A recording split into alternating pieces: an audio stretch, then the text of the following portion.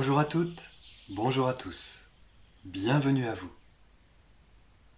Certains d'entre vous se demandent sûrement comment faire pour se reconnecter à cette fameuse part invisible. Comment faire pour la retrouver, d'abord en soi.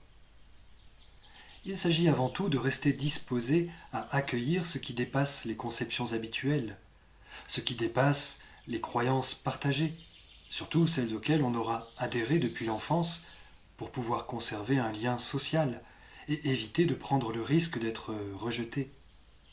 C'est pour conserver ce lien social en général que l'on aura cédé au conditionnement, parce que la survie en dépendait. Et c'est ainsi qu'elle semble continuer à en dépendre tout au long de sa vie.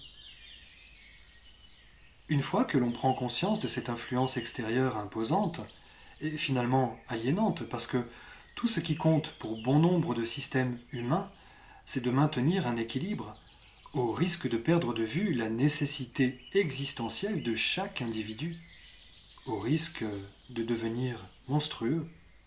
C'est d'ailleurs exactement ce qui se révèle de façon toujours plus flagrante à l'heure actuelle, et la raison pour laquelle on assiste à une volonté d'affaiblissement, d'abêtissement, d'assujettissement, en même temps que de plus en plus d'êtres gagnent en conscience, en puissance, et tendent à revendiquer leur droit à exister comme ils le ressentent. Et tant que de tels systèmes, selon une vision archaïque de l'équilibre, n'auront pas réussi à rendre les masses suffisamment affaiblies, abêties, divisées et dépendantes d'eux pour ne plus en être inquiétées, la répression restera l'ultime moyen pour maintenir cet équilibre, de plus en plus relatif, vous en conviendrez.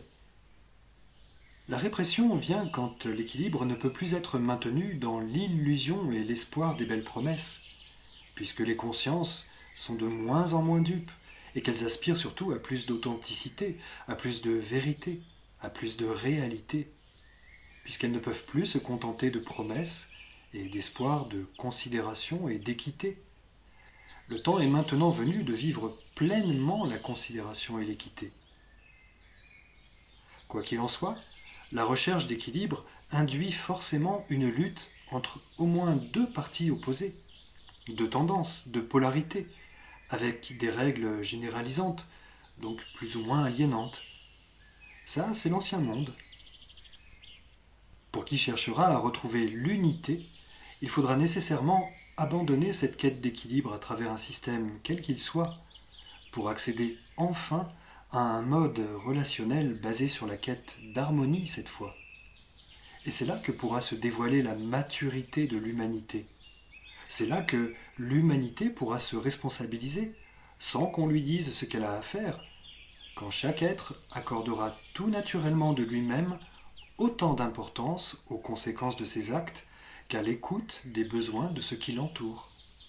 Parce qu'il sera conscient de faire partie d'un tout et qu'il aimera participer activement à son épanouissement, le sien comme celui du tout, dans l'harmonie, dans la réciprocité.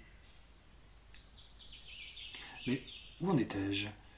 Ah oui, une fois donc que l'on prendra conscience de cette influence extérieure imposante, il s'agira de s'en dégager progressivement, de se déconditionner, afin de laisser la place à ce qui, du plus profond de soi, cherchait à s'exprimer depuis toujours, c'est-à-dire l'être réel, entier et réuni.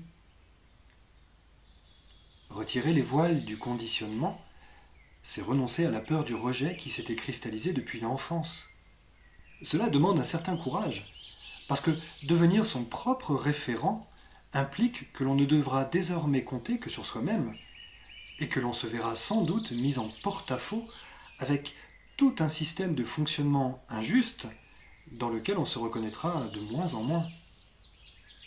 C'est donc aussi pour ces raisons que le chemin devra être progressif, le temps d'apprendre à bâtir autrement. Si l'on tend à redécouvrir l'invisible en soi, il faudra d'abord chercher à être entier dans sa manière de se comporter. Cela veut dire que ce seront les valeurs humaines les plus hautes et les plus profondes qui devront prendre le pas sur ce qui se joue au quotidien. Évoluer, s'épanouir, c'est avant tout ne pas céder à tout ce qui pourrait nous amener à nous renier fondamentalement. C'est rester en accord avec ses valeurs profondes, sacrées, quelles que soient les pressions qui pourraient nous en détourner. C'est rester profondément et fondamentalement humain.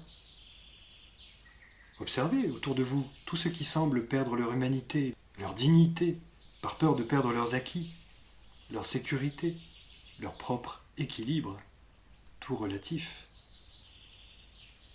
Faut-il attendre la révolte, la dépression ou le burn-out comme un puissant signal nous indiquant combien nous nous sommes laissés dévoyer à force de concessions, de renoncements, dans le seul but de conserver un semblant d'équilibre et pour ne pas avoir à vivre le rejet, l'exclusion?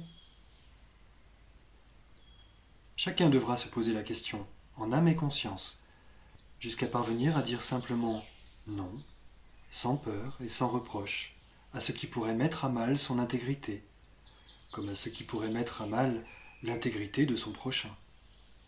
Et pour cela, il est important d'être soi-même responsablement cohérent et de ne pas faire aux autres ce que l'on ne voudrait pas que l'on nous fasse. Que l'on fasse des erreurs est une chose, c'est une manière de nous permettre de faire des prises de conscience. Que l'on se mente à soi-même comme au reste du monde en est une autre. À bientôt, prenez soin de vous. Et n'oubliez pas, nous irons ensemble vers l'unité retrouvée sur la terre. Et personne, je dis bien personne, ne pourra s'y opposer.